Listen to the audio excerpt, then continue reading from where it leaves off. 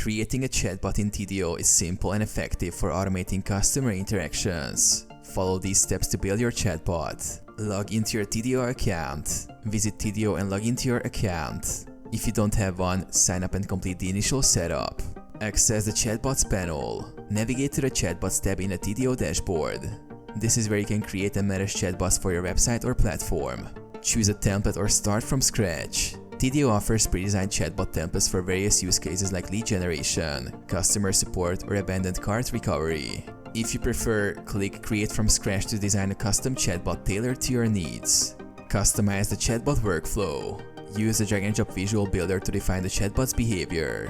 Add triggers and actions. Configure responses and logic to ensure the chatbot addresses user queries effectively. Test your chatbot. Use the preview option to test your chatbot and ensure it works as expected. Make adjustments as needed. Publish the chatbot. Once satisfied, click Save and Activate to deploy the chatbot on your website or communication channels.